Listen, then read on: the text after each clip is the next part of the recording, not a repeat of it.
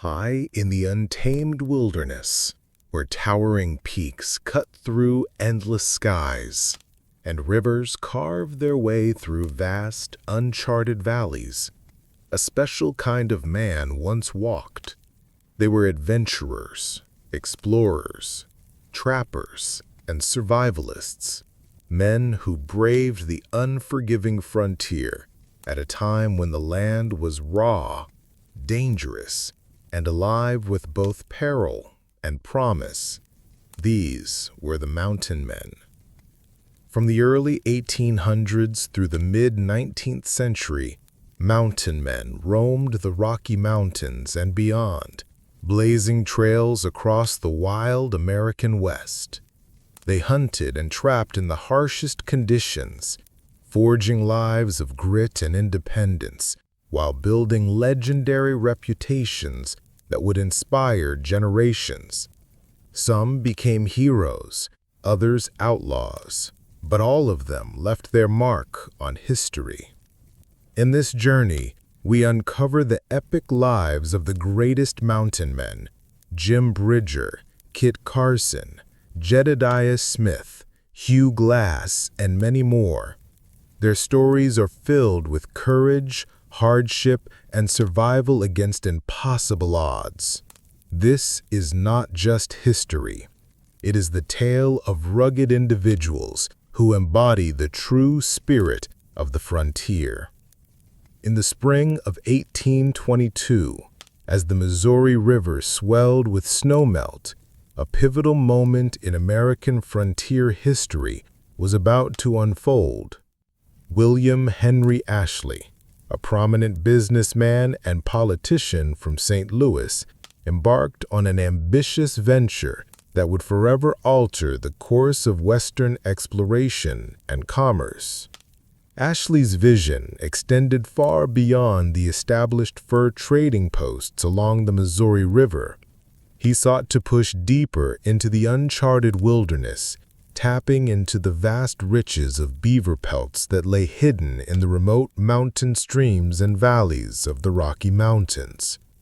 Ashley's innovative approach to the fur trade began with a bold advertisement in the Missouri Gazette. The notice called for 100 men to ascend the River Missouri to its source, there to be employed for 1, 2, or 3 years.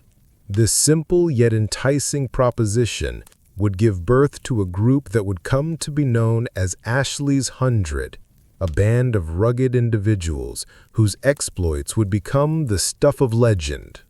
The recruitment process drew a diverse array of men, each harboring their own motivations for venturing into the unknown. Some were seasoned trappers, already familiar with the hardships of frontier life. Others were young adventurers, their eyes gleaming with the promise of wealth and the allure of unexplored territories. Among them were farmers seeking to escape the constraints of settled life, and even educated men looking for a taste of true freedom in the wilderness. As Ashley's recruits gathered in St. Louis preparing for their journey, 3 individuals stood out from the crowd. Jim Bridger, a mere 18 years old, possessed an uncanny ability to read the land and its inhabitants. His youth belied a maturity and adaptability that would serve him well in the years to come. Jedediah Smith, slightly older at 23, brought a unique combination of frontier skills and book learning. His penchant for detailed record-keeping and map-making would prove invaluable in charting the unknown territories that lay ahead. Hugh Glass, a seasoned frontiersman in his mid-40s, carried with him a wealth of experience and a reputation for toughness that would soon be put to the ultimate test. The goals of Ashley's expedition were ambitious and multifaceted. At its core, the venture aimed to revolutionize the fur trade by bypassing the established fur trading posts and Native American middlemen. Ashley envisioned his men trapping beavers themselves, directly reaping the profits from the highly sought-after beaver pelts. Beaver fur, prized for its waterproof qualities and luxurious texture, commanded exorbitant prices in Eastern American and European markets. A single pelt could fetch the equivalent of several $100s in today's currency, making the potential for wealth enormous. But Ashley's vision extended beyond mere profit. He sought to establish new trade routes, forge relationships with distant Native American tribes, and map the vast, unknown territories of the American West. This comprehensive approach would not only benefit his own enterprise, but also pave the way for future westward expansion. As Ashley's 100 prepared to depart, the air was thick with a mixture of excitement and trepidation. The men loaded their keelboats with supplies, weapons, and trade goods, knowing full well that their survival would depend on their ability to adapt to the harsh realities of the wilderness. The expedition would face numerous challenges, from treacherous river rapids to the ever-present threat of hostile encounters with Native American tribes, particularly the Blackfoot, who fiercely defended their territories against encroachment. The journey upriver marked a new era in the American fur trade. Ashley's innovative rendezvous system, which would soon be implemented, would eliminate the need for permanent trading posts.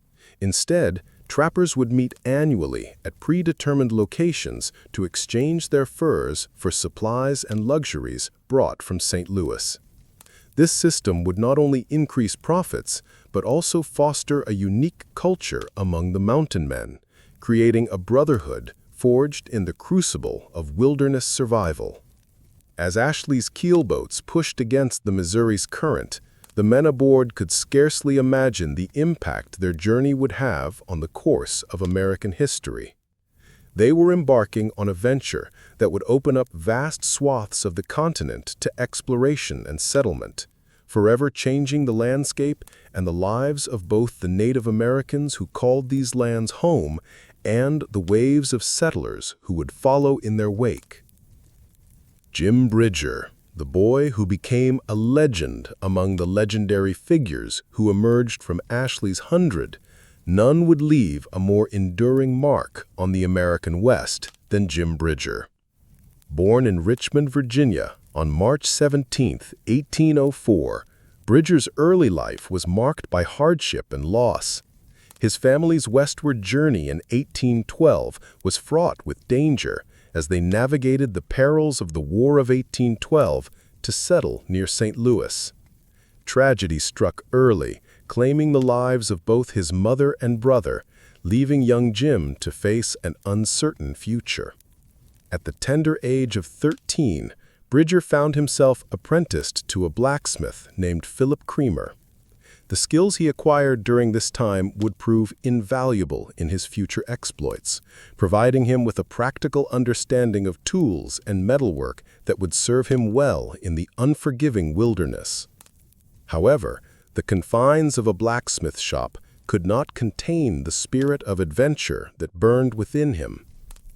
When William Henry Ashley's advertisement calling for 100 men to ascend the Missouri River appeared in 1822, the 18-year-old Bridger saw his opportunity. Despite his youth, he possessed a quiet confidence and a keen eye for the natural world that set him apart from his peers. As Ashley's expedition embarked up the Missouri, Bridger's true education was about to begin. The harsh realities of frontier life tested Bridger's mettle at every turn. Raging rivers threatened to overturn their keelboats, while unpredictable weather and treacherous terrain demanded constant vigilance. Yet it was in these challenging conditions that Bridger's innate abilities began to shine. His quick adaptability and natural affinity for the land soon caught the attention of his more experienced companions. Bridger displayed an uncanny ability to read the subtle signs of nature, from the tracks of animals to the changing patterns of weather. He absorbed knowledge from seasoned trappers and Native Americans alike, rapidly building a skill set that would make him indispensable to the expedition. One of Bridger's earliest tests came during an encounter with a band of Blackfoot warriors. The Blackfoot, fierce defenders of their territory, viewed the encroaching trappers with hostility. As tensions escalated, Bridger's quick thinking and growing understanding of Native American customs helped diffuse a potentially deadly situation. His actions not only saved lives, but also began to establish the reputation for diplomacy and cross-cultural understanding that would define his later career. As the expedition pushed deeper into uncharted territory, Bridger's resourcefulness continued to impress. During a particularly harsh winter, when supplies ran low and game became scarce, it was Bridger who devised innovative trapping techniques that kept the group fed and their quotas met. His ability to adapt traditional methods to new environments marked him as a trapper of exceptional skill. Bridger's keen observational skills extended beyond mere survival. He began to develop a mental map of the vast territories they traversed, noting key landmarks, water sources, and potential dangers. This growing knowledge of the land would later make him one of the most sought-after guides in the West. As news of Bridger's exploits began to spread, a sense of anticipation grew among his fellow trappers.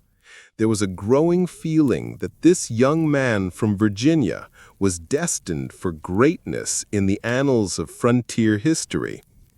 Yet even as his reputation grew, Bridger remained focused on the immediate challenges of survival and success in the unforgiving wilderness. The lessons learned during these early years would shape Bridger's approach to life on the frontier. His experiences fostered a deep respect for the land and its indigenous inhabitants, a quality that would set him apart from many of his contemporaries. As he honed his skills in tracking, trapping, and wilderness survival, Bridger was laying the foundation for a career that would span decades and leave an indelible mark on the American West. The lucrative and lethal fur trade. As the mountain men ventured deeper into the untamed wilderness, they were driven by the promise of riches that awaited them in the form of beaver pelts. The economics of the fur trade in the early 19th century were nothing short of extraordinary, with beaver felt hats commanding exorbitant prices in both European and American markets. These luxurious accessories were not merely fashion statements, but symbols of status and refinement, worn by the elite and aspired to by the masses. The demand for beaver pelts reached peak pitch in the 1820s and 1830s, creating a lucrative opportunity for those brave enough to seek them out in the remote regions of the American West. A single high-quality beaver pelt could fetch upwards of $2, equivalent to over $60 in today's currency.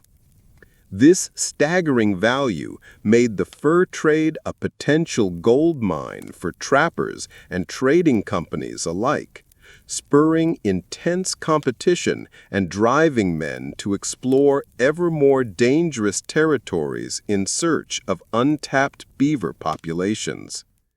The competition among trappers and trading companies was fierce and often deadly. Rival outfits vied for control of prime trapping grounds, leading to territorial disputes that sometimes erupted into violence. The American Fur Company, founded by John Jacob Astor, emerged as a dominant force.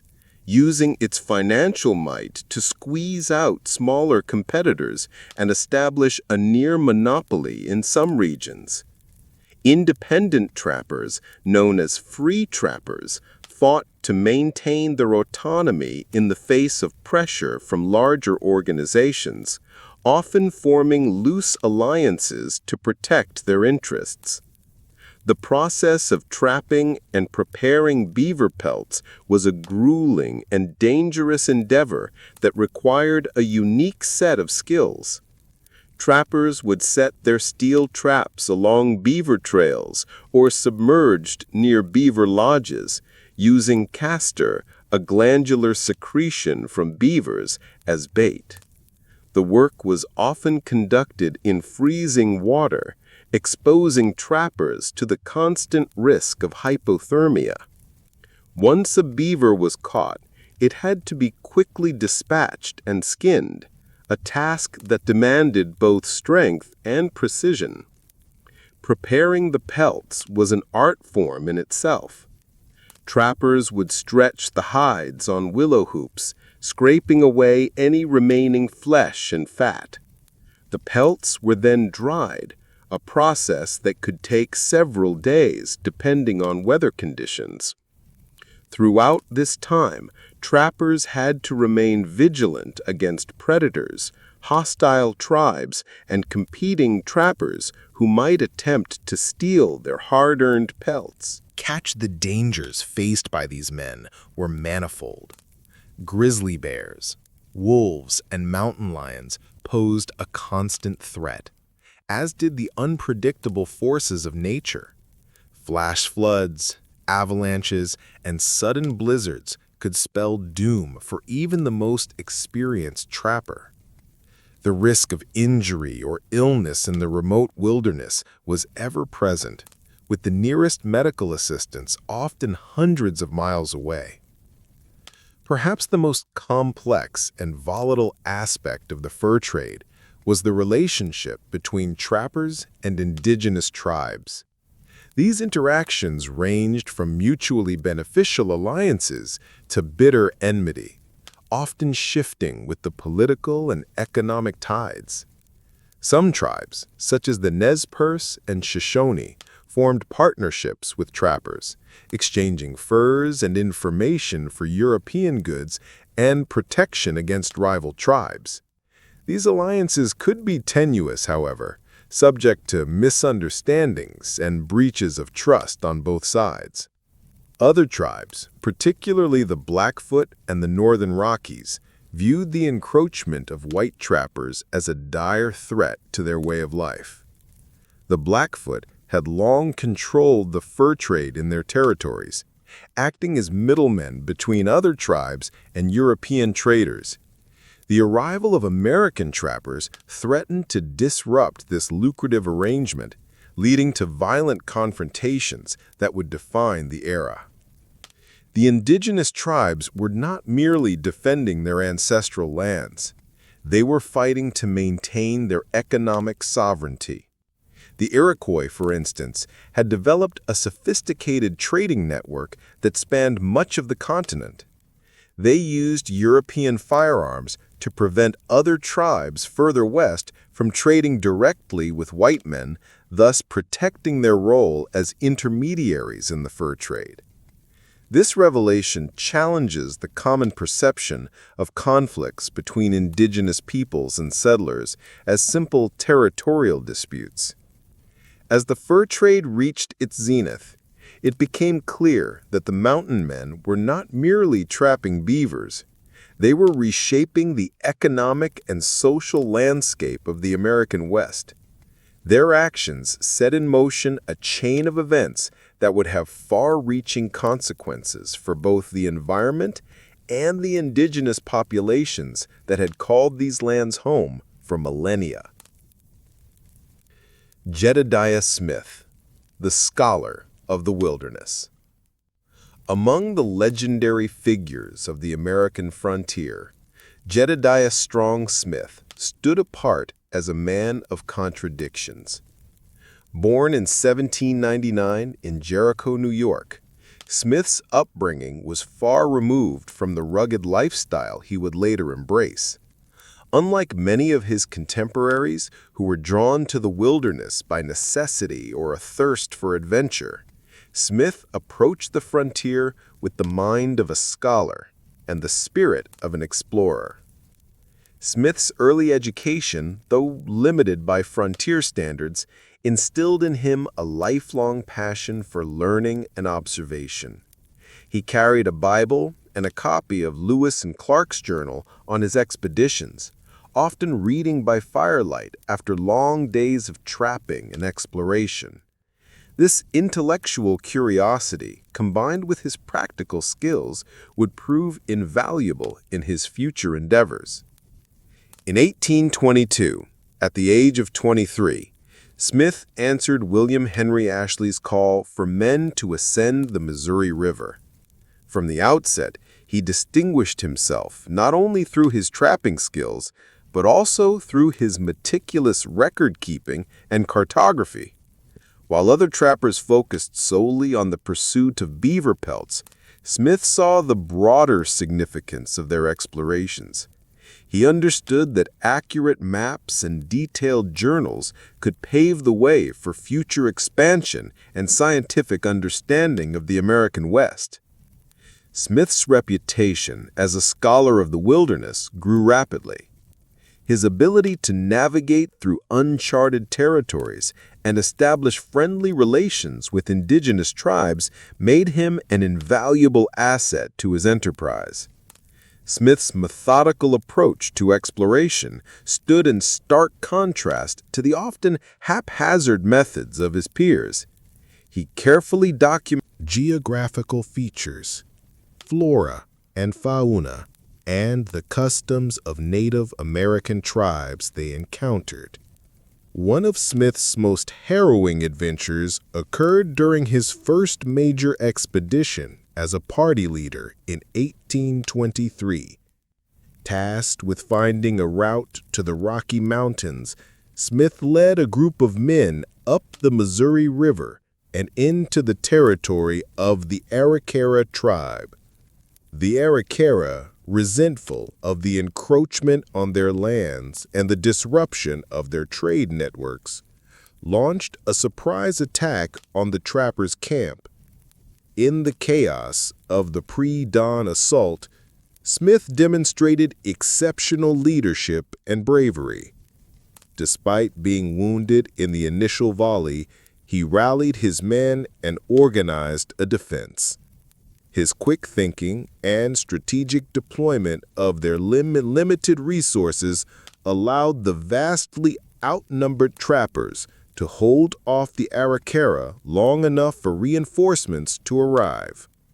This incident not only solidified Smith's reputation as a capable leader, but also provided valuable insights into the complex relationships between trappers and indigenous tribes. Smith's detailed account of the battle and its aftermath contributed significantly to the understanding of frontier diplomacy and conflict resolution. As Smith's explorations took him further west, his contributions to geographical knowledge became increasingly significant. In 1826, he led an expedition that became the first group of Americans to reach California overland from the east. This journey took Smith and his men across the formidable Mojave Desert and over the treacherous Sierra Nevada mountains. The crossing of the Mojave Desert was particularly grueling, with water sources scarce and temperatures soaring. Smith's leadership was put to the ultimate test. He rationed their dwindling supplies with precision, made critical decisions about route changes, and maintained the morale of his exhausted men. Smith's journal entries from this period provide a vivid account of the challenges they faced.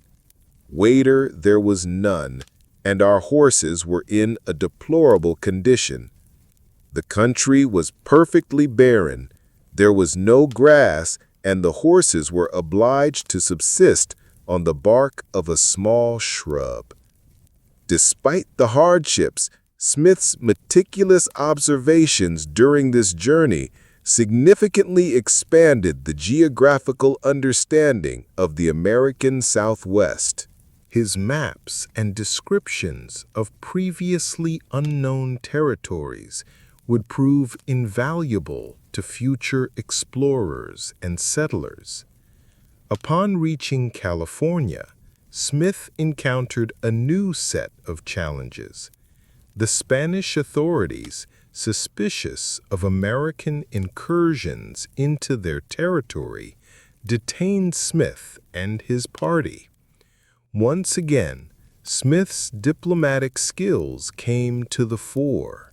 He successfully negotiated their release using his knowledge of Spanish and his respectful demeanor to ease tensions. Smith's contributions to the mapping of the American West were unparalleled for his time. His explorations filled in vast blank spaces on existing maps, providing detailed information on mountain ranges, river systems, and potential routes for future travelers. His legacy as a cartographer and record keeper would prove as enduring as his reputation as a trapper and explorer. The Blackfoot, fierce defenders of the northern Rockies. As the mountain men ventured deeper into the untamed wilderness of the American West, they encountered formidable adversaries who fiercely defended their ancestral lands. Among these, the Blackfoot Confederacy stood as a powerful force in the northern Rockies. Their reputation for ferocity and military prowess striking fear into the hearts of even the most seasoned trappers. The Blackfoot Confederacy, composed of 4 distinct bands, the Northern Pagan, Southern Pagan, Blood, and Siksika, controlled vast territories stretching from present-day Edmonton, Alberta, to Yellowstone, Montana. This expansive domain encompassed some of the richest trapping grounds in North America, making conflict with encroaching mountain men all but inevitable. For the Blackfoot, resistance against white trappers was not merely a matter of territorial defense. Their motivations ran deeper, rooted in the protection of vital resources and the preservation of long-established trade monopolies. Tribes, this lucrative arrangement allowed them to acquire prized European goods, including the firearms that had become essential for both hunting and warfare. The influx of American trappers threatened to disrupt this carefully balanced economic ecosystem, potentially undermining the Blackfoot's power and influence in the region. In response to this perceived threat, the Blackfoot employed a range of tactics designed to discourage and repel the mountain men. Their approach to warfare was characterized by swift, decisive actions that maximized their advantages in mobility and knowledge of the terrain.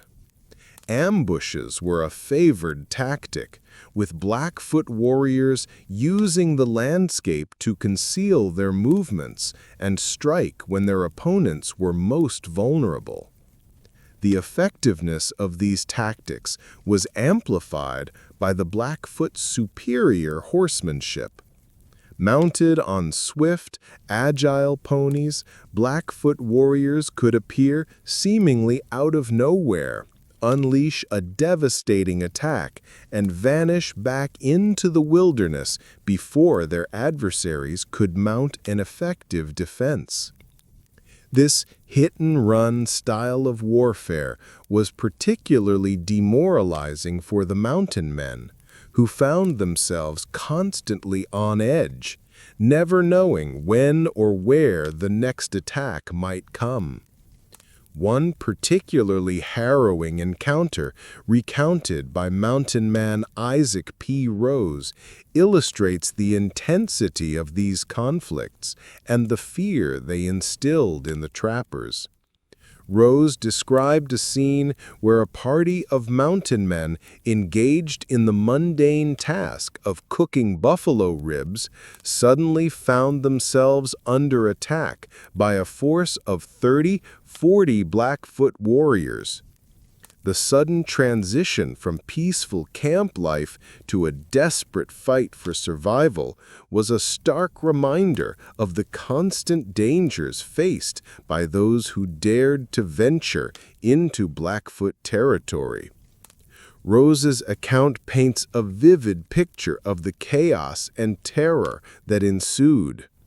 The yells of the savages, the roaring of the guns, the whistling of arrows, and the screaming of the wounded made a horrible discord. The overwhelming odds faced by the trappers in such encounters underscored the precarious nature of their existence in the wilderness. The psychological impact of these conflicts extended far beyond the immediate danger of physical harm. The knowledge that Blackfoot warriors could be lurking behind any rock or tree created a pervasive atmosphere of tension and fear that wore on even the most hardened mountain men. Many trappers spoke of sleepless nights, constantly alert for the slightest sound that might signal an impending attack. Yet it would be a mistake to view the relationship between the Blackfoot and the mountain men as one of unrelenting hostility. The reality was far more complex, characterized by a constantly shifting dynamic of conflict, negotiation, and occasional cooperation. Some mountain men, through a combination of diplomatic skill and cultural sensitivity, managed to establish tentative alliances with certain Blackfoot bands. These alliances, however, fragile, offered glimpses of the potential for peaceful coexistence and mutually beneficial trade. They also highlighted the diverse approaches taken by different Blackfoot leaders in response to the encroachment of white trappers. While some advocated for aggressive resistance, others saw opportunities in forging new economic partnerships. The story of the Blackfoot's defense of their lands against the mountain men is more than a tale of conflict between two cultures. It is a testament to the complex interplay of economic interests, cultural misunderstandings, and the struggle for survival in a rapidly changing world. The fierce resistance mounted by the Blackfoot played a crucial role in shaping the course of westward expansion, influencing the strategies of both trappers and the government agents who would follow in their wake. In the annals of frontier history, few figures loom as large as Christopher Kit Carson. Despite his diminutive frame standing barely 5'4" tall, Carson's reputation as a mountain man, trapper, and scout far exceeded his physical stature. Presence, born on Christmas Eve 1809 in Madison County, Kentucky, Carson would grow to become one of the most influential and controversial figures of the American West.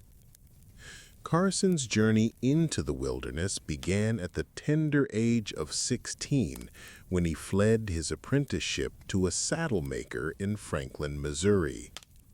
Drawn by the siren call of adventure and opportunity, he joined a wagon train headed for Santa Fe in 1826. This decision would set him on a path that would intertwine with the very fabric of westward expansion and the complex relationships between settlers, mountain men, and indigenous peoples. The young Carson quickly adapted to the harsh realities of frontier life, developing an impressive array of wilderness skills that would serve him well throughout his career. His keen eye and steady hand made him an excellent marksman, while his ability to read the landscape and track both game and human quarry became legendary. Perhaps most crucially, Carson demonstrated an exceptional aptitude for languages, becoming fluent in Spanish and several Native American tongues, including Navajo, Apache, and Comanche. This linguistic versatility would prove invaluable in his future roles as a trapper, guide, and negotiator. Carson's early years as a trapper were marked by both hardship and adventure. He joined a group of experienced mountain men, learning the intricacies of setting traps, skinning beavers, and navigating the treacherous mountain passes of the Rockies.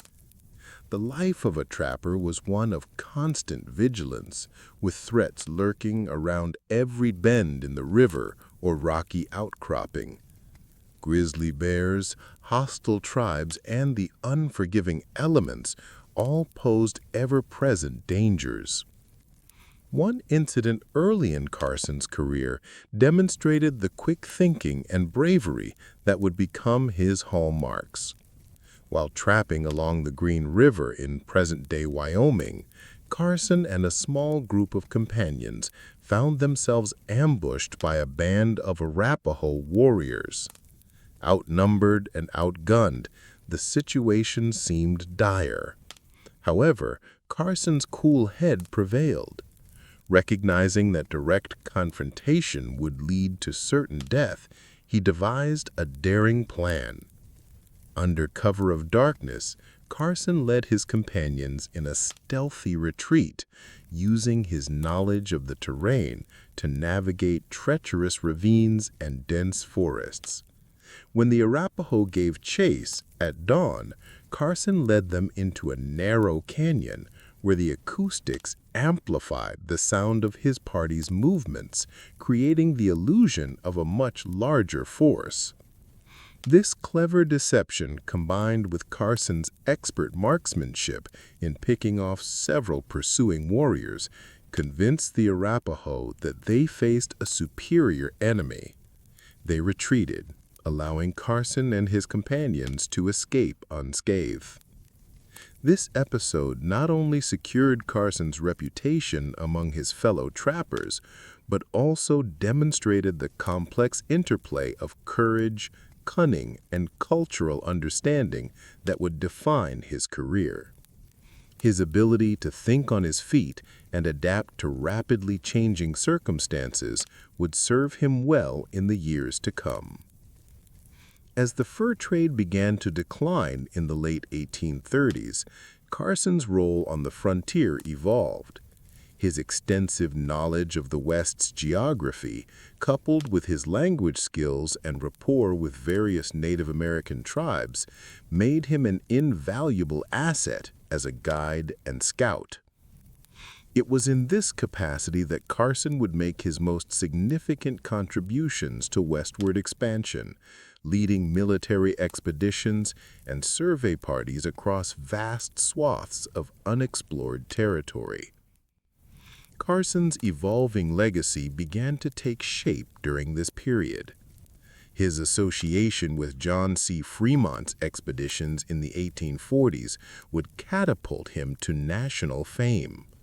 Fremont's glowing reports of Carson's skills and bravery captured the public imagination, transforming the unassuming mountain man into a larger-than-life folk hero. However, This newfound celebrity was a double-edged sword, often at odds with Carson's own modest self-assessment. As Carson's reputation grew, so too did the complexity of his relationships with the indigenous peoples of the West. While he had forged deep connections with many tribes during his years as a trapper, his role as a government scout often placed him in direct conflict with Native American interests. This tension would come to define the later years of his career, as Carson found himself caught between his sympathy for indigenous cultures and his duty to the expanding United States. The seeds of Carson's future roles as a military scout and Indian agent were sown during these transitional years. His unparalleled knowledge of the Western territories, combined with his diplomatic skills, made him an invaluable asset to the U.S. government as it sought to consolidate its hold on the frontier. Yet this position would also lead Carson into some of the most controversial episodes of his life, including his involvement in campaigns against the Navajo and Apache tribe. Jim Bridger, Master of the Mountains. Let's now go back to talk about one of the most important mountain men in history, since he deserves a great chapter dedicated to his great skill and knowledge on the field. As the fur trade era reached its zenith, one name rose above all others to become synonymous with the American frontier: Jim Bridger. H's, as a teenager, had matured into a living legend, his skills honed to near supernatural levels by years of experience in the unforgiving wilderness. Bridger's prime years as a mountain man coincided with a period of rapid change in the West, as the land he knew so intimately began to yield its secrets to an ever-expanding nation. Bridger's reputation as a master of the mountains was built on a foundation of exceptional skills in navigation, tracking, and survival. His ability to read the land was unparalleled, allowing him to traverse vast stretches of unexplored territory with an almost uncanny sense of direction. Fellow trappers and explorers marveled at Bridger's capacity to recall intricate details of landscapes he had seen only once, years before. This encyclopedic knowledge of Western geography would prove invaluable not only to his fellow mountain men, but also to the waves of settlers and military expeditions that would follow in his footsteps. In the realm of tracking and hunting, Bridger's abilities bordered on the mythical. He could discern the most subtle signs of game or human passage, interpreting tracks, broken twigs, and displaced stones with the precision of a forensic scientist. This skill wasn't merely a matter of keen observation. It required a deep understanding of animal behavior, weather patterns, and the interplay between various elements of the ecosystem. Bridger's tracking abilities often meant the difference between feast and famine for his companions, and on more than one occasion, they saved lives by helping to locate lost or injured members of expedition. Survival in the harsh environment of the Rocky Mountains demanded a diverse set of skills, and Bridger had mastered them all. He was an expert in finding water in seemingly barren landscapes, identifying edible plants, and constructing shelters that could withstand the most severe weather conditions. His proficiency with firearms was legendary, but equally important was his skill with a knife, both as a tool and a weapon. Bridges' adaptability allowed him to thrive in environments that would have quickly claimed the lives of less experienced men. One of Bridges' most famous exploits during this period was his discovery of the Great Salt Lake in 1824. As he explored the region that would later become Utah, Bridger came upon a vast body of water unlike anything he had encountered before. The lake's high salinity made the water undrinkable, a cruel irony in the arid landscape. Initially, Bridger believed he had found an arm of the Pacific Ocean, a misconception that persisted for some time due to the lake's size and salinity. Bridger's report of the Great Salt Lake sparked considerable interest among his fellow trappers and the wider public. Some dismissed his claims as tall tales, while others saw it as evidence of a Northwest Passage that could revolutionize trade.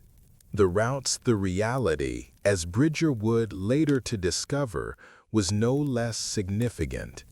The Great Salt Lake and its surrounding basin would become a crucial waypoint for westward migration and play a central role in the settlement of the American West.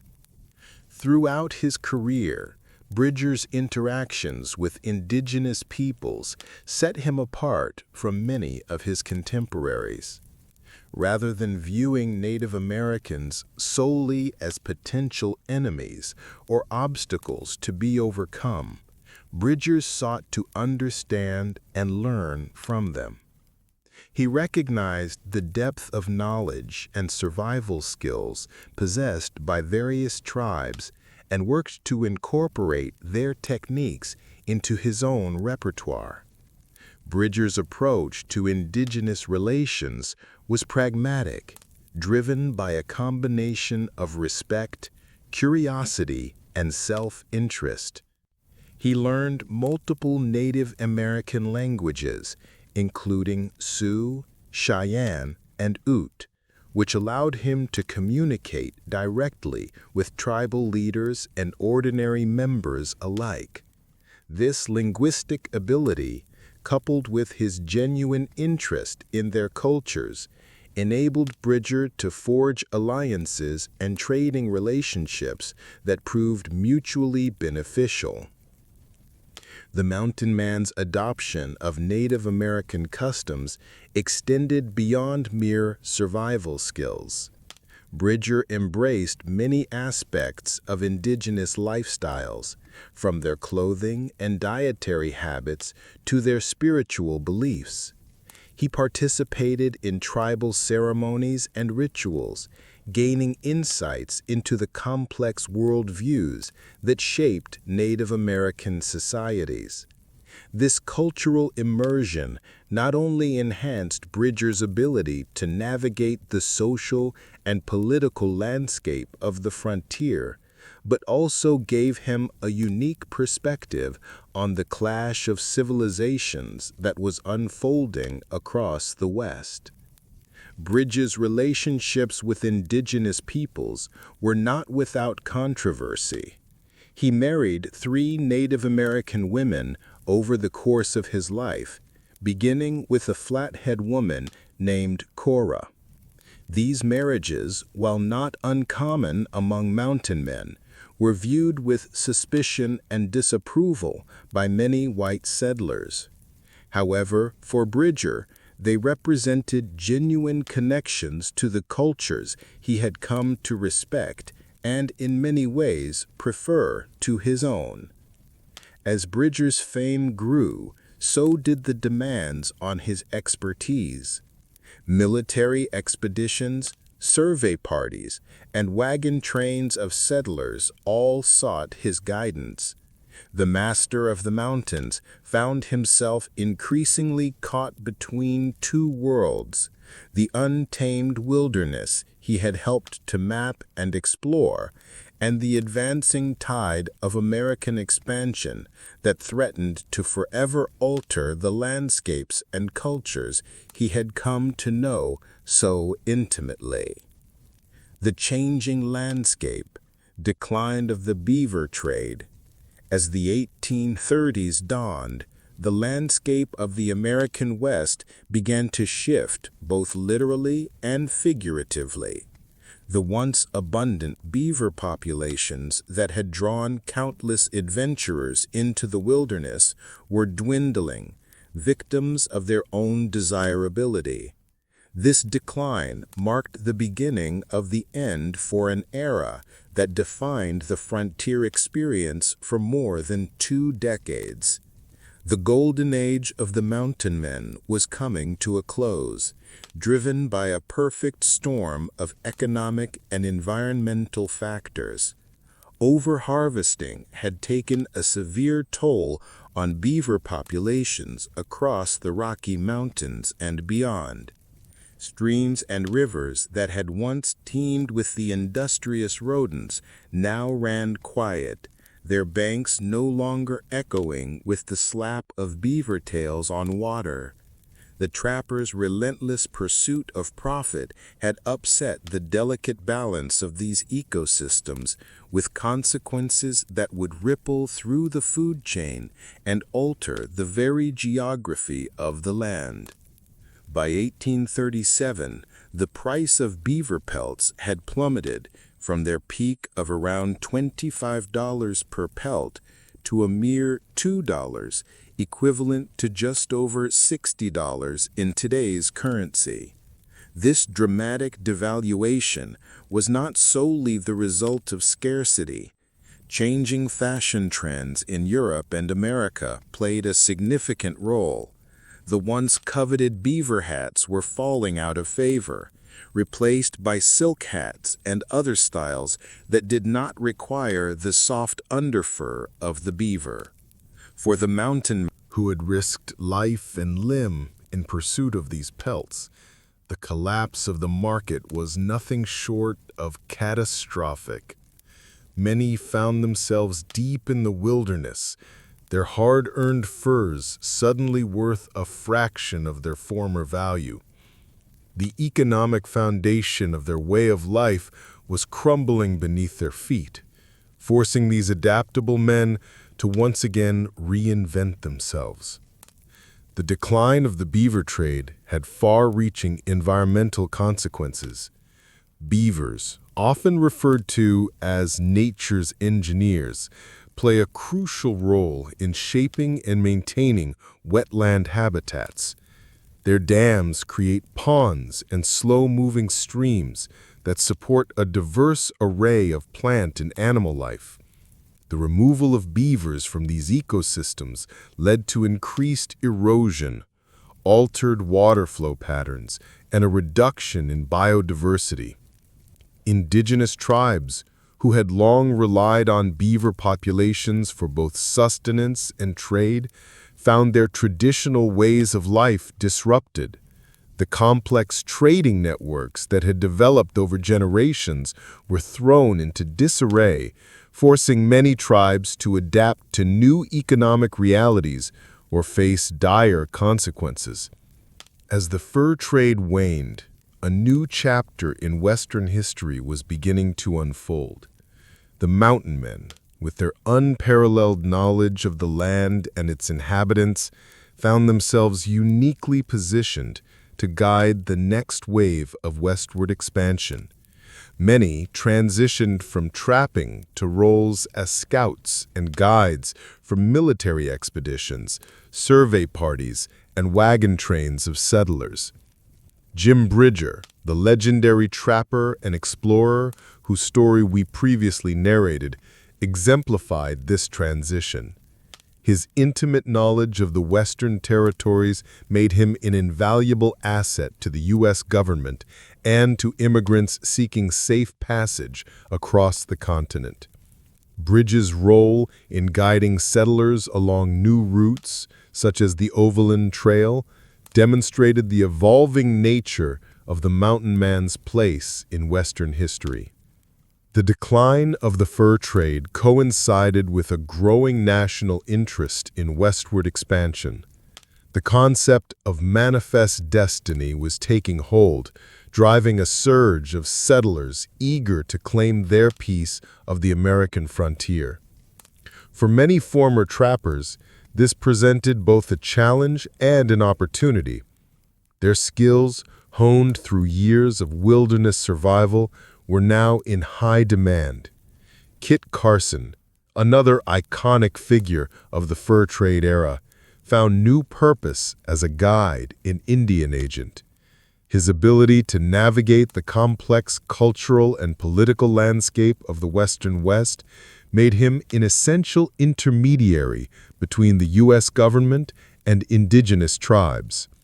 However, this role often placed Carson in morally ambiguous situations, forcing him to balance his sympathies for Native Americans with his duty to the nation. The transition from trapper to guide was not always smooth. Many mountain men struggled to adapt to the changing times, their fiercely independent spirits chafing against the constraints of civilization. Some, like John Liver-Eating Johnson, became the stuff of frontier legend, their exploits growing more outrageous with each retelling. As the last echoes of the fur trade faded, the American West stood on the brink of transformation. The mountain men, once lords of the wilderness, now found themselves caught between two worlds. Their intimate knowledge of the land and its peoples would prove instrumental in shaping the course of westward expansion, for better or worse. The mountain man's arsenal, tools of survival. The mountain man's life balanced precariously on the edge of survival, with success or failure often determined by the quality and condition of his equipment. In the unforgiving wilderness of the American frontier, a trapper's arsenal was not merely a collection of tools, but the very key to his continued existence.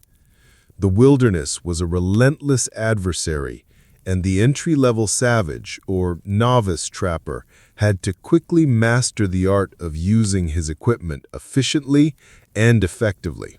Existence. Each item carried into the backcountry served a vital purpose, carefully selected for its utility and durability in the harsh conditions of the Rocky Mountains and beyond. At the heart of every mountain man's kit was his firearm, typically a long-barreled flintlock rifle. The Howen rifle, favored by many, including the legendary Jim Bridger, exemplified the evolution of frontier weaponry. With its 42-inch barrel and 69 caliber ball, the Howen provided the range and stopping power necessary for both hunting and self-defense. The flintlock mechanism, while prone to misfire in damp conditions, was relatively simple to maintain and repair in the field, a crucial consideration for men who might go months without access to a gunsmith. The rifle was more than just a weapon. It was a lifeline.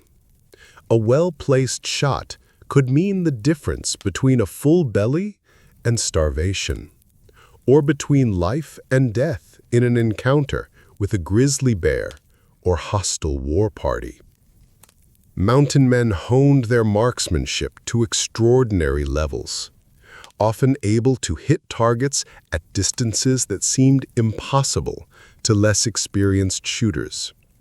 This skill was not merely a point of pride, but a necessity in a world where every shot had to count.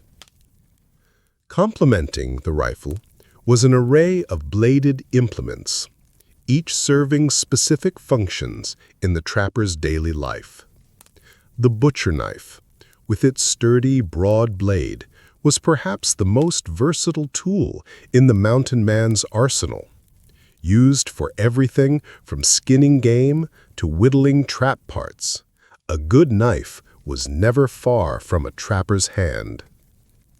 By the 1840s, many mountain men had adopted the Green River knife, named after the company that produced them in Massachusetts. These knives gained a reputation for holding a keen edge even under heavy use, making them ideal for the demands of frontier life. The tomahawk, a tool-weapon hybrid adopted from Native American cultures, found a place of prominence on many a trapper's belt. Its versatility made it indispensable for chopping wood, shaping trap parts, and as a formidable weapon in close combat quarters. The mountain men's adoption of the tomahawk reflected their pragmatic approach to survival, incorporating tools and techniques from any culture that proved effective in the wilderness. Central to the mountain man's trade were his traps, heavy iron devices designed to capture beavers and other fur-bearing animals. Each trapper typically carried between 6 and 10 of these double-spring traps, each weighing 6 to 8 pounds. The skill required to set these traps effectively was as much an art as a science, involving a deep understanding of animal behavior and habitat. Trappers would carefully conceal their sets, often wading into frigid streams to place traps near beaver lodges or slides. The process of trapping demanded keen observation and patience. Mountain men became adept at reading subtle signs in the environment: a muddy paw print, a recently gnawed tree, or the slightest disturbance in the water that indicated the presence of their quarry. This heightened awareness served them well not only in their trade, but in navigating the myriad dangers of the wilderness. Equally important to the mountain man's survival was his passes bag, a catch-all container for the miscellaneous items essential to daily life on the frontier.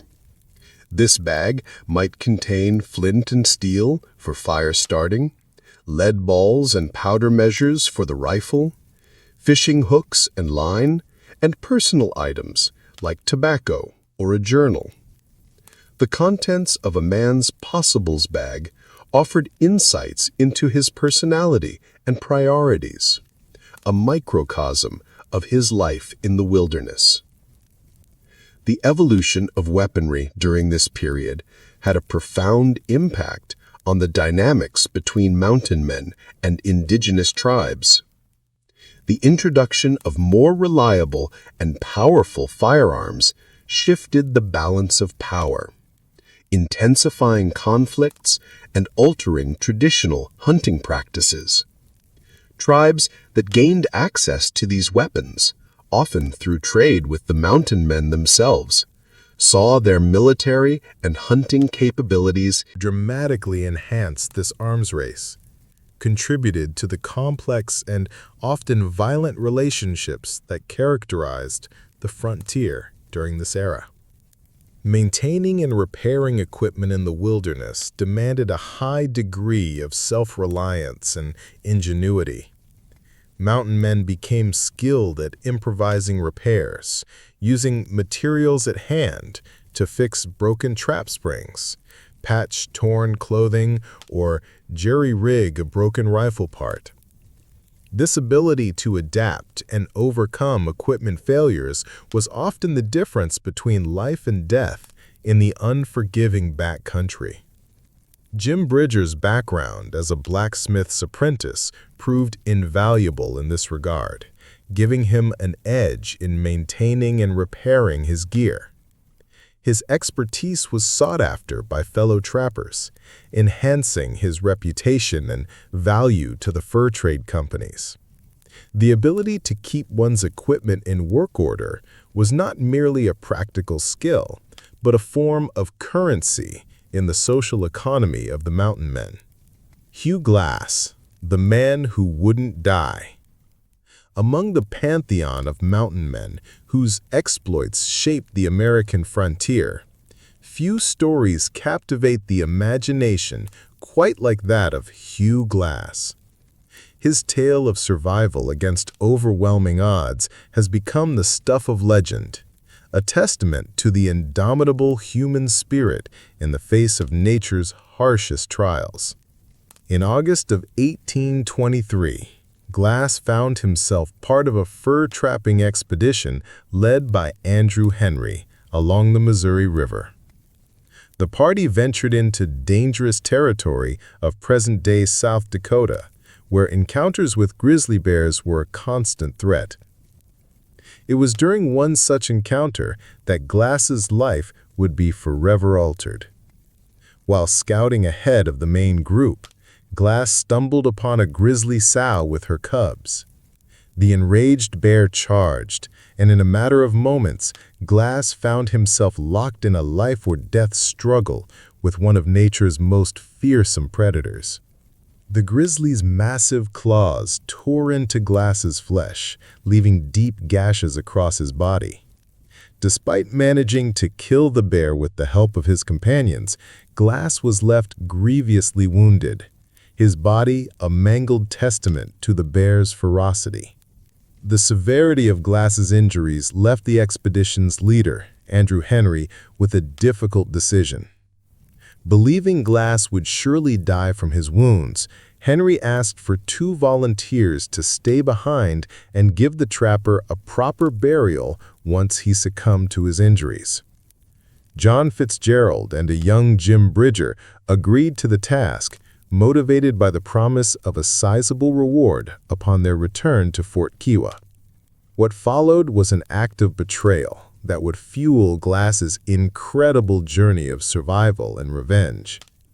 As Glass clung to life, Fitzgerald convinced the young Bridger that their situation was hopeless. The 2 men stripped Glass of his weapons and equipment, leaving him alone and defenseless in the wilderness. They returned to Fort Kiowa with a fabricated tale of Glass's death and burial. But Hugh Glass refused to die.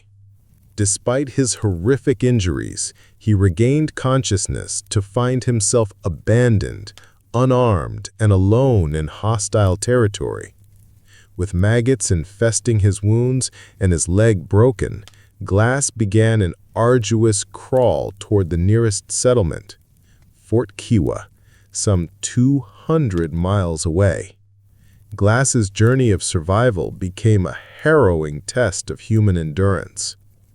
He set his own broken leg and allowed maggots to eat the dead flesh in his wounds, preventing gangrene. Subsisting on wild berries, roots, and whatever small game he could catch, Glass inched his way across the unforgiving landscape. He used his survival skills to navigate, following rivers and using the stars as his guide. After several weeks of torturous travel, Glass reached the Cheyenne River.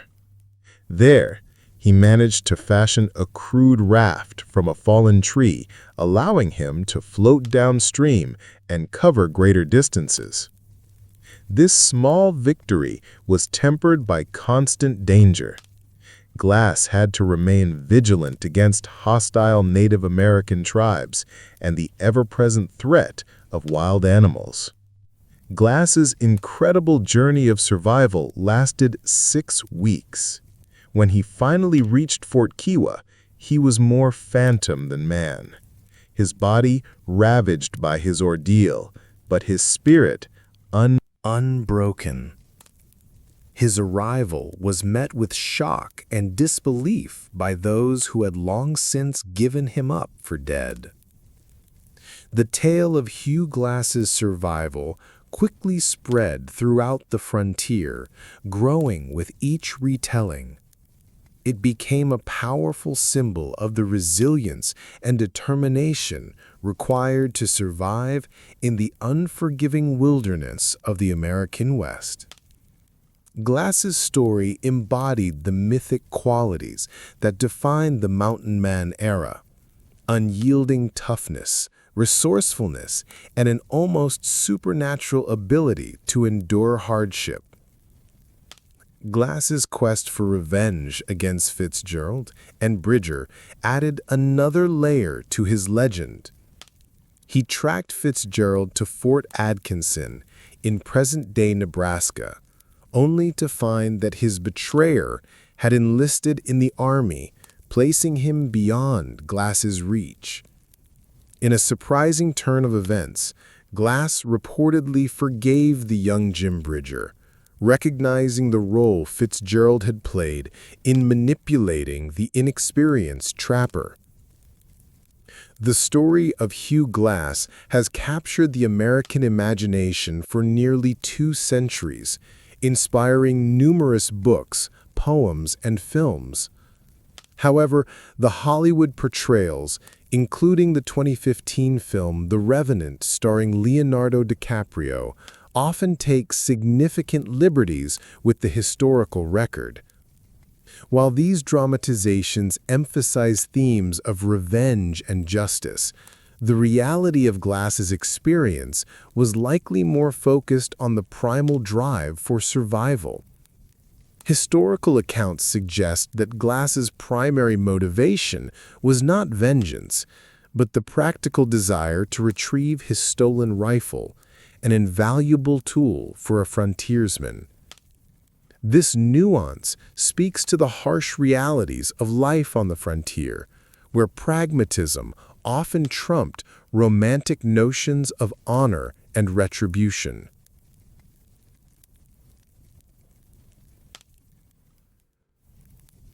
William Sublett, the trailblazer of the Rockies. In the chronicles of the American fur trade, the name William Sublett stands out not just for his daring expeditions, but for his strategic innovations that forever altered the dynamics of westward expansion. Born in Kentucky in 1798, Sublett's journey into the wild of the West was marked by a boldness that distinguished him early on. Rather than simply following the trails blazed by others, Sublett quickly rose as a leader with a vision, one that would lead to groundbreaking changes in how the fur trade operated. One such moment of ingenuity came in 1830, when Sublett, recognizing the inefficiencies of the existing fur trade logistics, organized the first large-scale supply caravan to the Rocky Mountains. This caravan, comprising 10 wagons and 2 Dearborn carriages, was a logistical feat that demonstrated the feasibility of wagon travel through previously deemed impassable terrains. This journey didn't just mark a personal triumph for Sublett. It laid the foundation for what would become the Oregon Trail, cementing his legacy as a pioneer of westward migration. Sublett's influence extended far beyond this single achievement. By 1826, he had become a key partner in the Rocky Mountain Fur Company, working alongside other legendary figures such as Jedediah Smith and David Jackson. Together, they transformed the fur trade, shifting from individual trapping expeditions to more organized, efficient operations that could better withstand the harsh realities of the frontier. Perhaps his most enduring legacy, however, was the establishment of Fort William in 1834, which would later be known as Fort Laramie. Situated at a strategic point along the Oregon Trail, this outpost became a vital hub for traders, trappers, and settlers alike. It was a place where the cultures of the West converge, emerge a safe haven in the midst of a treacherous journey, and a critical point of interaction between the U.S. government and the Native American tribes. As the fur trade began to wane, Sublett proved his adaptability by shifting his focus to new ventures in Missouri, including land speculation and other business opportunities. His ability to navigate the changing economic landscape of the West ensured that his influence would continue long after the peak of the fur trade had passed. Sublett's legacy is one of innovation, leadership, and a deep understanding of the American frontier. His contributions were not just in the furs he trapped or the lands he explored, but in the enduring institutions and routes he helped establish, which would guide countless others on their journey. Westward, the rendezvous, commerce and carousing in the wilderness. As the mountain men ventured deeper into the untamed wilderness, a unique tradition emerged that would become the lifeblood of the fur trade: the annual rendezvous. These gatherings, held in the heart of the Rocky Mountains, were more than mere trading posts. They were a vibrant fusion of commerce, carousing, and cultural exchange that defined the mountain man experience. The concept of the rendezvous was born out of necessity and innovation. William Ashley, the visionary entrepreneur behind Ashley's Hunt, recognized the inefficiency of having trappers make the long, perilous journey back to St. Louis each year to sell their furs and resupply. In 1825, he devised a system where the market would come to the mountains instead. This stroke of genius would transform the fur trade and create a legendary institution of the American West. The first rendezvous, held in 1825 at Henry's Fork of the Green River, was a relatively modest affair. Around 120 trappers gathered to trade their hard-earned furs for supplies and indulge in a brief respite from the solitude of mountain life.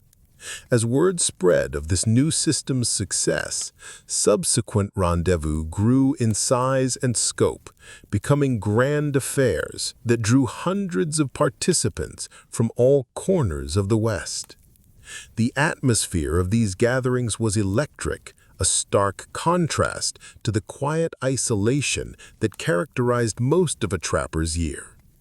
As supply caravans arrived from St. Louis laden with goods ranging from gunpowder and traps to coffee and sugar, the air filled with anticipation. Trappers, many of whom had spent months alone in the wilderness, eagerly awaited news from the outside world, the chance to see old friends, and the opportunity to trade tales of their adventures. Trade was the primary purpose of the rendezvous, and it was conducted with a fervor that matched the high stakes involved. Trappers brought their year's harvest of beaver pelts, hoping to secure the best prices from company agents. The economic importance of these transactions cannot be overstated. For many mountain men, the outcome of their trades at the rendezvous would determine their fortunes for the coming year. Competition among fur companies was fierce, with agents vying to secure the best pelts and recruit the most skilled trappers. The rendezvous became a marketplace of information as well as goods, with rumors of new trapping grounds and shifts in tribal alliances spreading rapidly through the gathered crowd. Yet the rendezvous was far more than a mere business transaction. It was a time of exuberant celebration, a chance for mountain men to shed the hardships of their solitary existence and revel in the company of their peers. The gatherings quickly became legendary for their boisterous atmosphere, fueled by copious amounts of alcohol and a year's worth of pent-up energy. Competitions and games were a central feature of the rendezvous, allowing trappers to showcase their skills and settle old scores. Shooting contests demonstrated marksmanship, while wrestling matches and foot races tested physical prowess. These events were not merely entertainment. They were a way for mountain men to establish their reputations and prove their worth in a culture that valued skill and daring above all else. The 1832 rendezvous, held in Pierce Hall in present-day Idaho, provides a vivid illustration of the unique culture that flourished at these gatherings. This particular rendezvous was marked by an unusually large attendance, with over 200 American trappers joined by significant numbers of Native Americans from various tribes. As the trading and celebrations were in full swing, word spread of a large Gros Ventre war party approaching the valley. The news sent a ripple of tension through the gathered crowd, momentarily disrupting the festive atmosphere. However, the mountain men, many of whom had faced similar dangers countless times before, quickly organized themselves into a formidable fighting force. The ensuing battle demonstrated the complex web of alliances and enmities that characterized the fur trade era. Trappers fought alongside their Native American allies, while other indigenous groups sided with the Gros Ventre. The skirmish was brief but intense, resulting in casualties on both sides and ultimately driving off the Gros Ventre warriors. In the aftermath of the battle, the rendezvous resumed with renewed vigor. The trappers, their blood still hot from the fight, threw themselves into the celebrations with abandon. Around the campfires, new legends were born as men recounted their roles in the day's events, each tale growing taller with each retelling.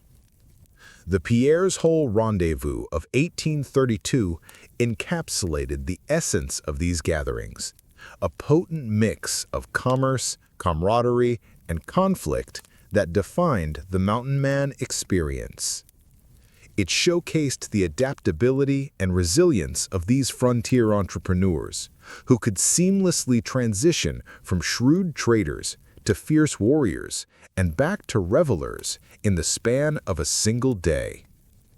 David Edward Jackson, the silent pathfinder. Among the legendary figures who shaped the American West, David Edward Jackson stands out as a silent pathfinder, a man whose quiet competence and diplomatic skills left an indelible mark on the fur trade and westward expansion.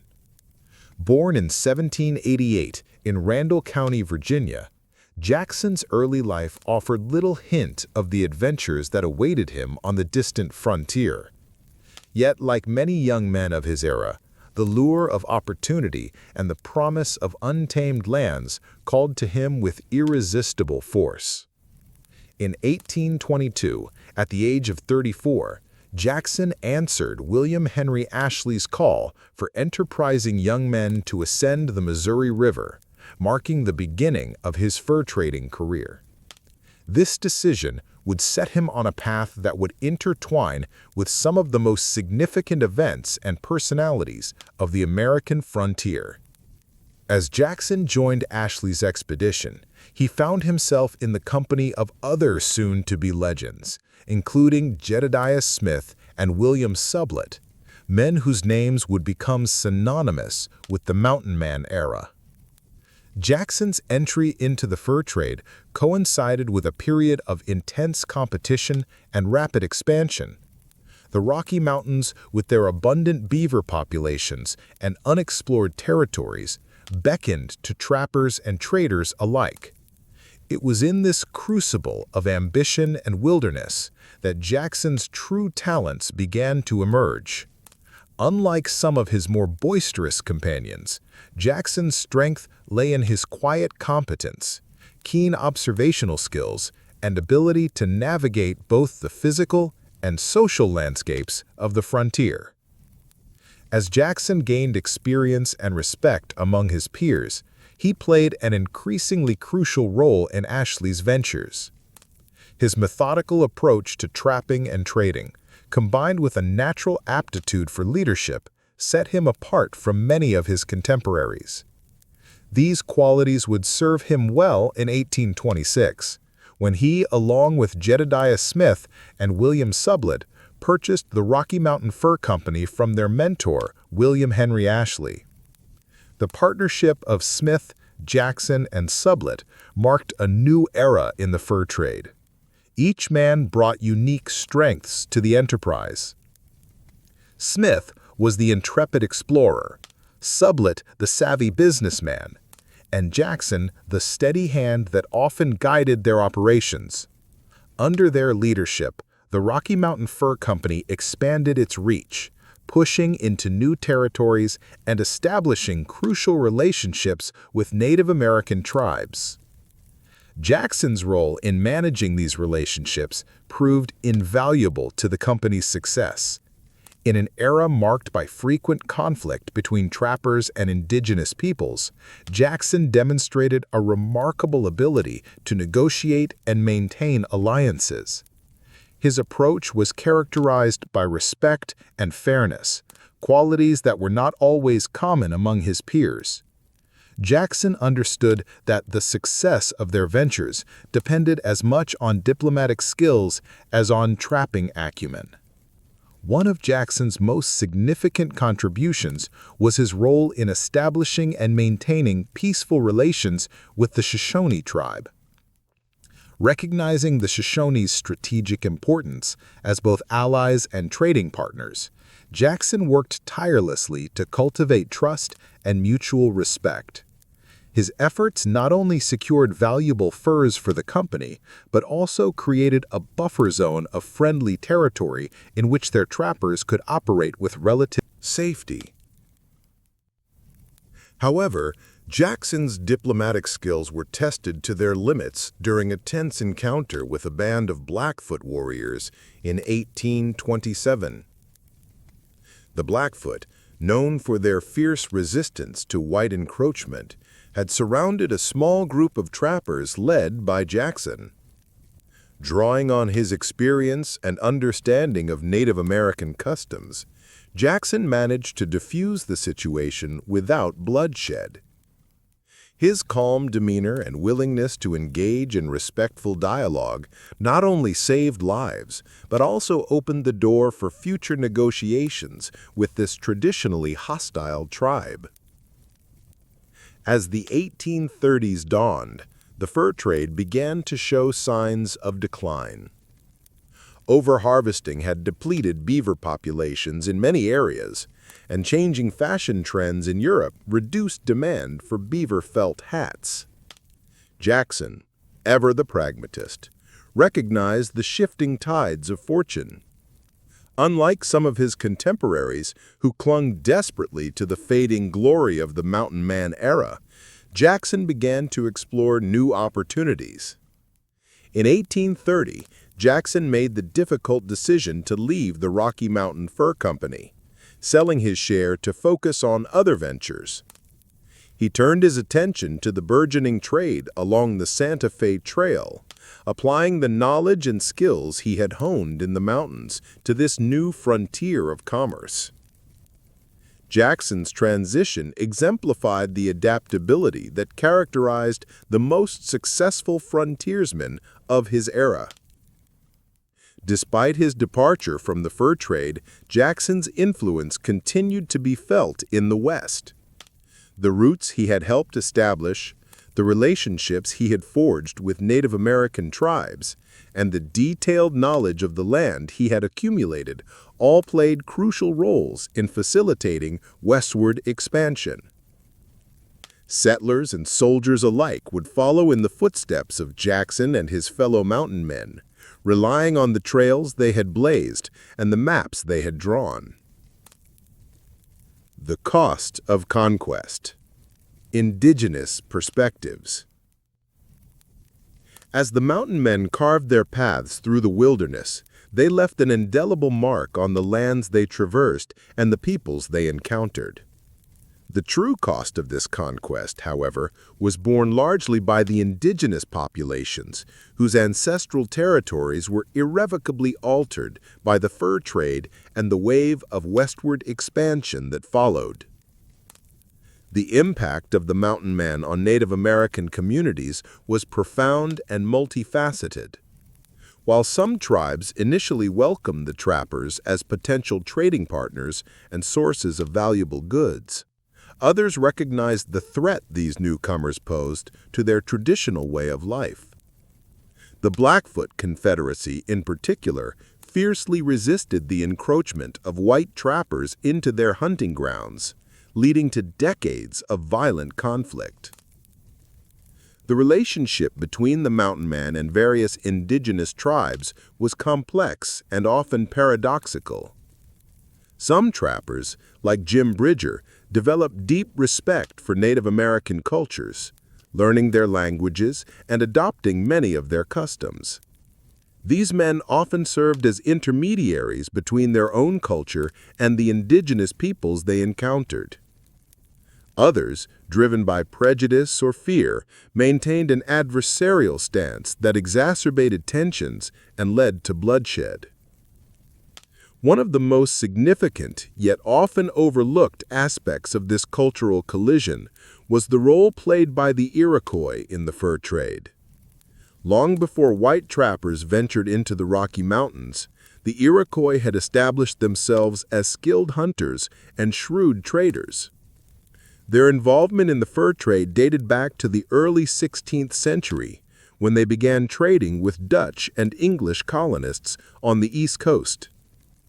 As the fur trade pushed westward, so did the Iroquois.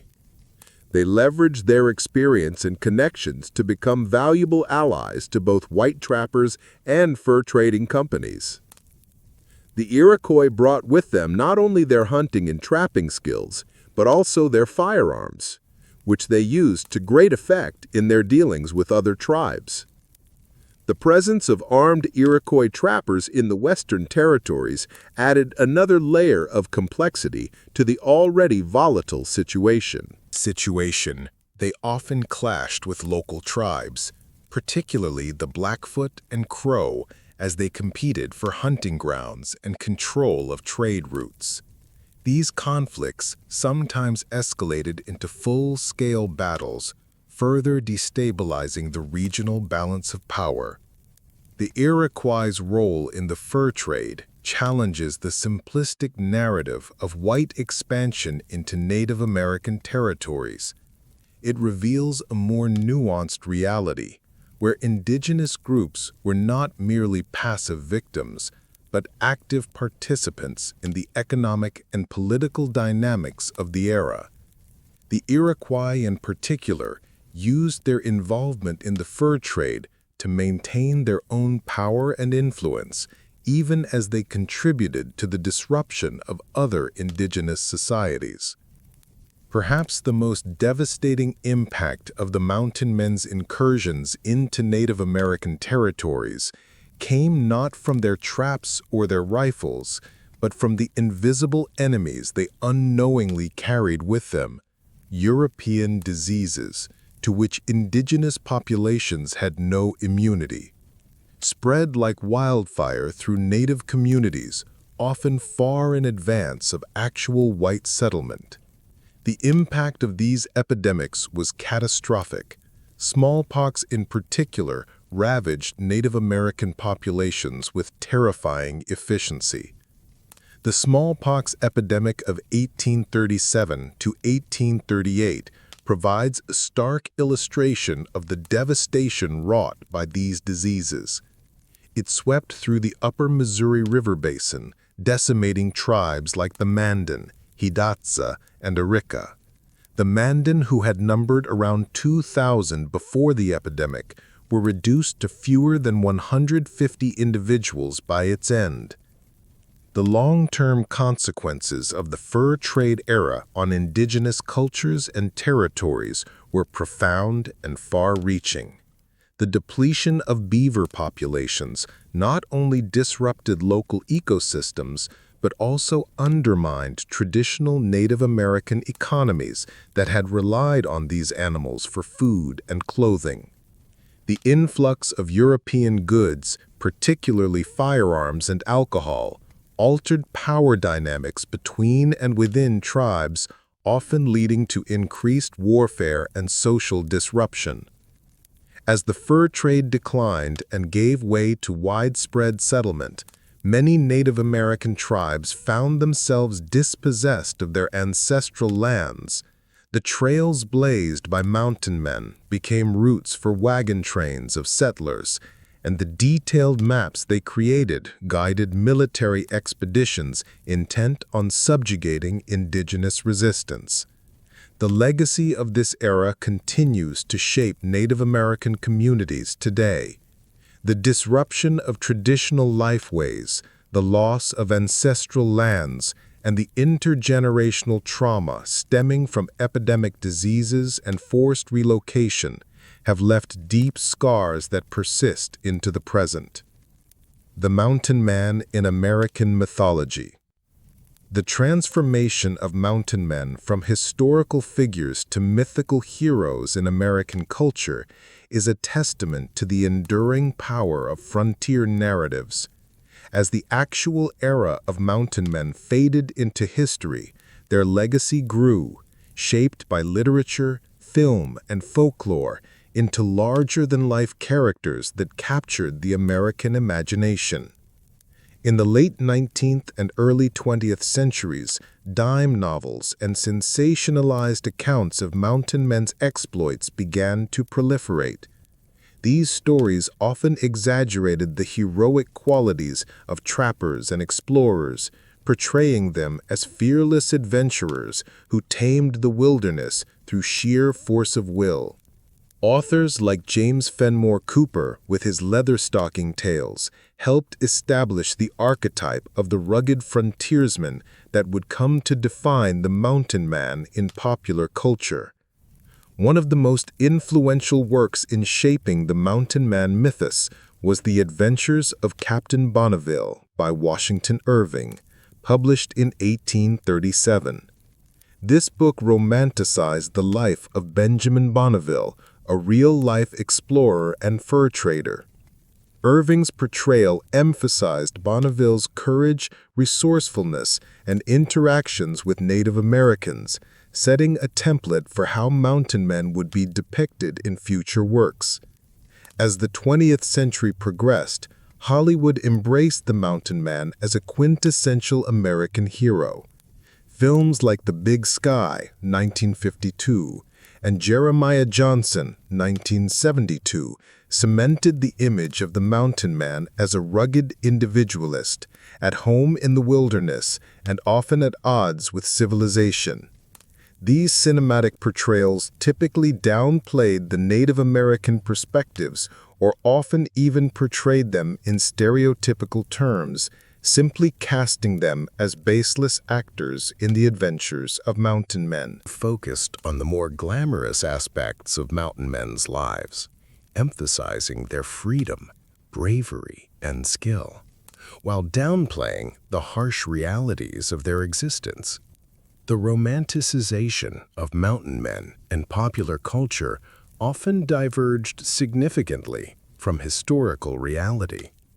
While films and novels portrayed them as lone wolves conquering the wilderness, the actual fur trade was a complex economic system that relied on extensive networks of Native American allies, rival companies, and international markets. The day-to-day life of a mountain man was far from glamorous, filled with back-breaking labor, constant danger, and long periods of isolation. One of the most persistent myths surrounding mountain men is the idea that they were always in conflict with Native Americans. While there were certainly violent encounters, many mountain men, like Jim Bridger, developed deep respect for indigenous cultures and often intermarried with Native women. These complex relationships were rarely depicted accurately in popular media, which tended to favor simplistic narratives of conflict over nuanced portrayals of cultural exchange. The enduring appeal of mountain men's stories in American popular culture can be attributed to several factors. These tales tap into deeply rooted American values of self-reliance, individualism, and the conquest of nature. The mountain man represents a uniquely American archetype, the rugged frontiersman who carves out a life of freedom in the wilderness, answering to no one but himself. Moreover, mountain man stories often serve as a form of escapism, allowing modern audiences to vicariously experience a romanticized version of a simpler, more adventurous time. In an increasingly urbanized and technologically dependent society, the idea of surviving by one's wits and skills in the untamed wilderness holds a powerful allure. The mythologizing of mountain men has also played a significant role in shaping American national identity. These stories reinforce the idea of America as a land of opportunity and adventure, where ordinary individuals can achieve extraordinary things through courage and determination. The mountain man becomes a symbol of the American spirit, resourceful, independent, and unbound by the constraints of civilization. However, this romanticized view often comes at the cost of historical accuracy and a more nuanced understanding of the fur trade era. The actual lives of mountain men were far more complex and often more brutal than their mythical counterparts.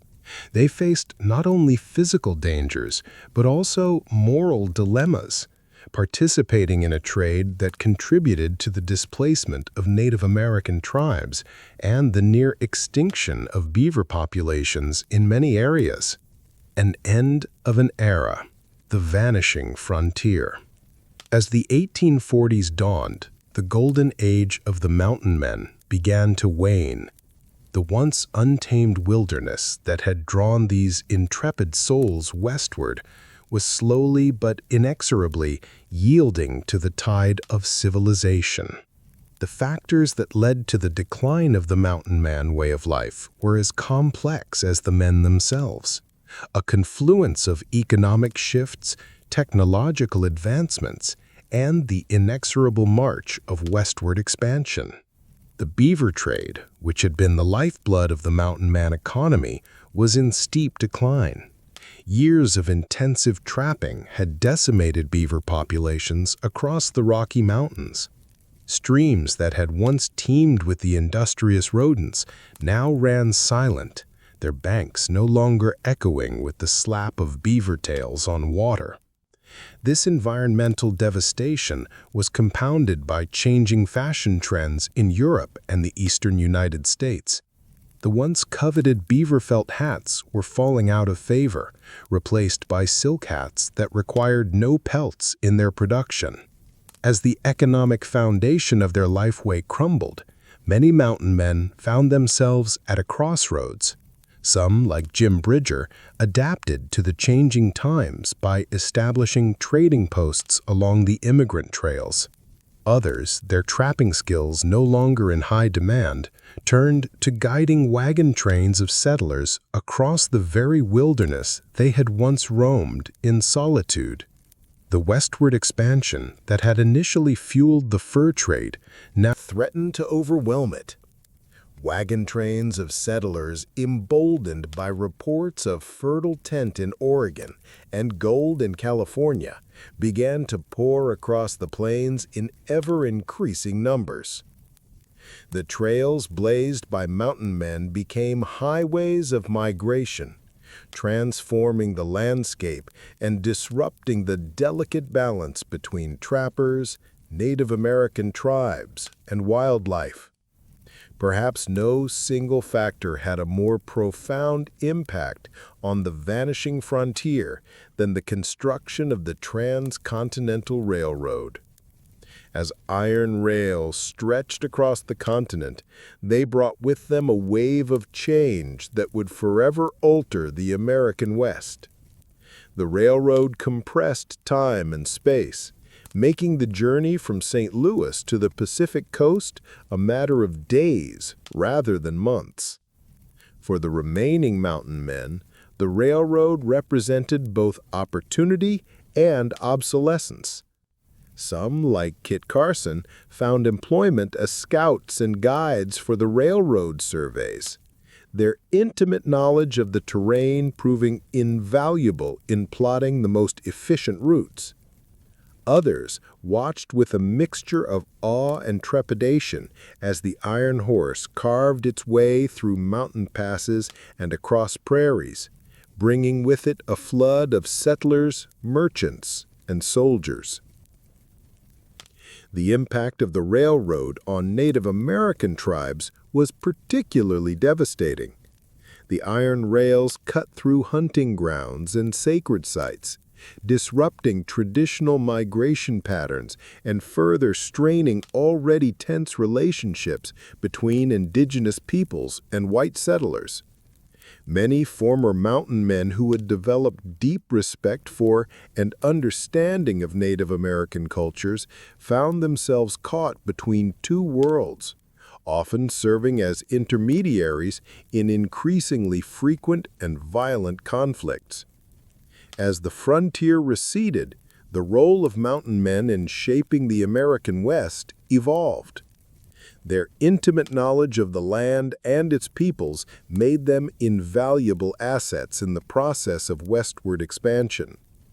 Many former trappers found new purpose as scouts for the U.S. Army, using their skills to guide military expeditions and negotiate with Native American tribes.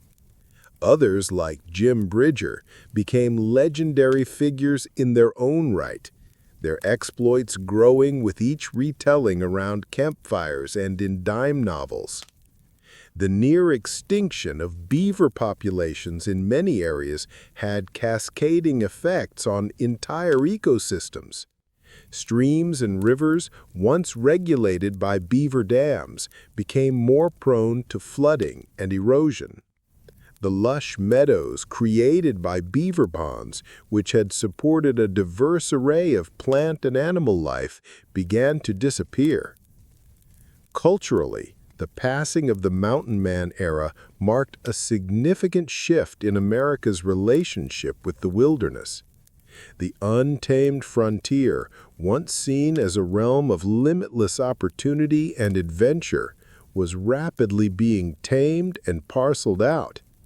The rugged individualism embodied by the mountain men gave way to a more organized, systematic approach to settling and exploiting the West's resources.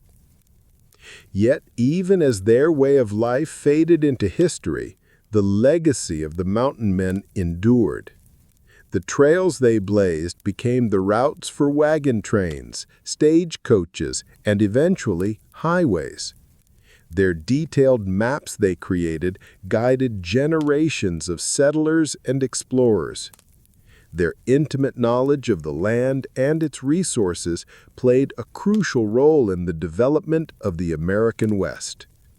Legacies carved in stone and memory. The legacy of the mountain men extends far beyond their brief reign over the American wilderness. Their impact on the nation's history and geography is carved into the very landscape they traversed, etched in stone and preserved in the collective memory of a grateful nation.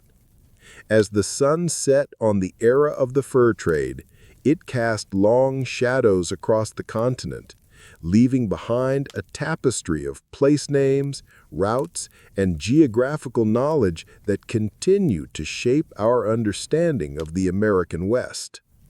From the towering peaks of the Rockies to the winding rivers and vast plains, the footprints of the mountain men remain indelible on the geographical fabric of the United States. Rivers of the Great Plains. The nomenclature of the American landscape bears witness to the exploits of these intrepid explorers.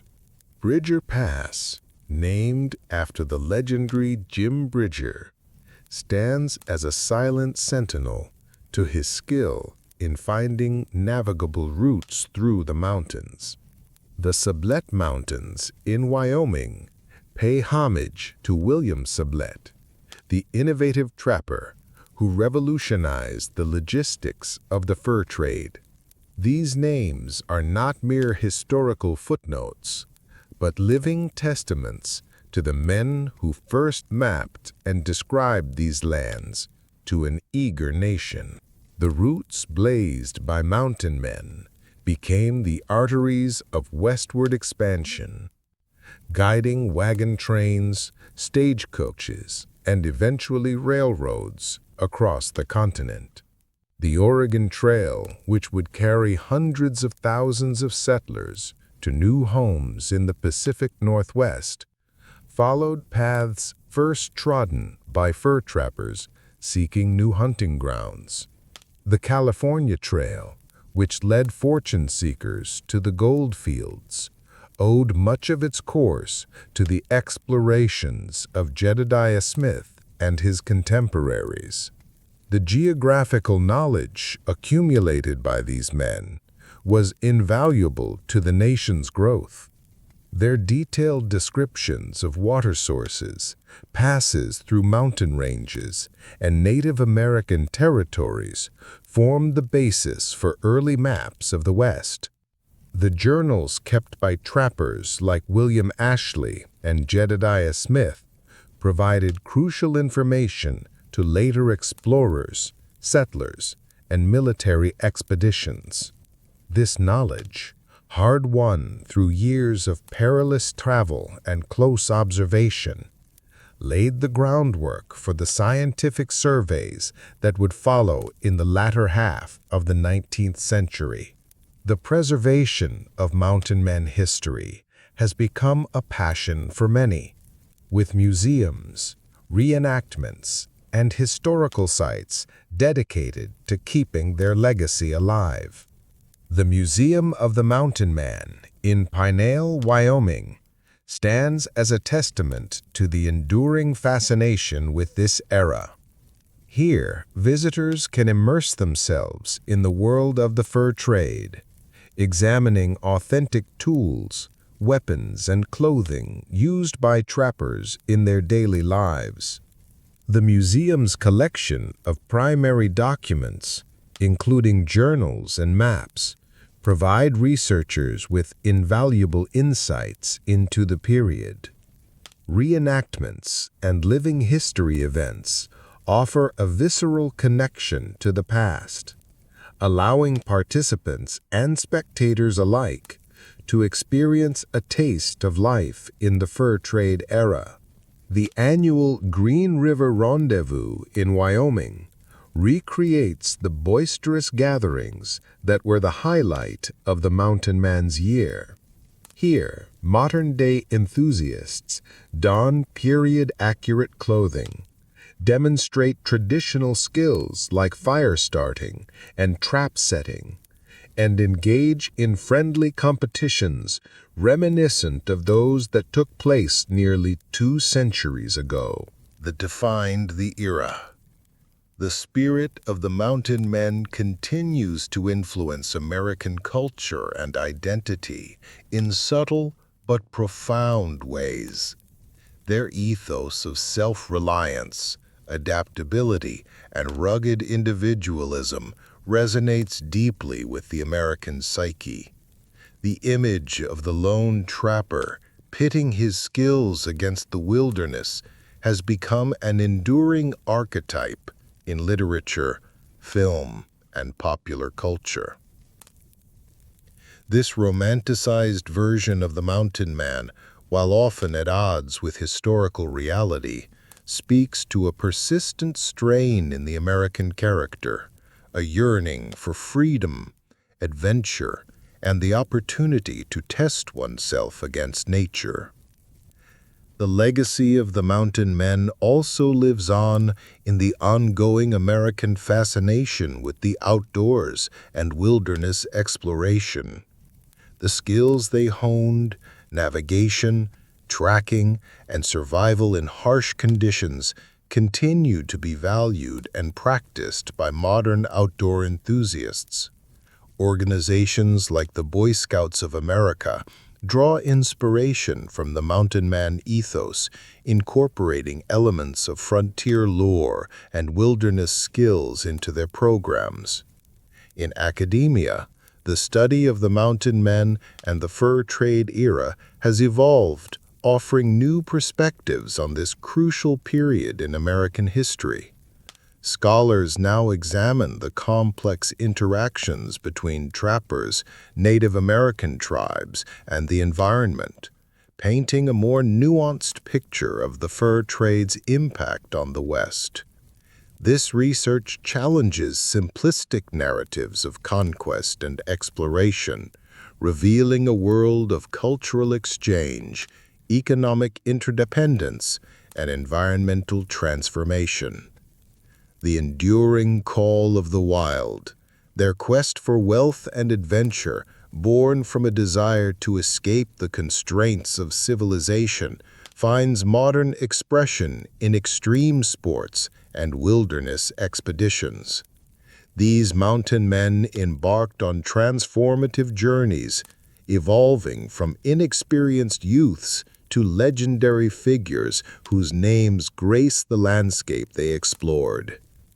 Their stories prompt us to consider the nature of the human spirit when confronted with adversity. How does isolation shape character? What drives individuals to risk everything for the unknown?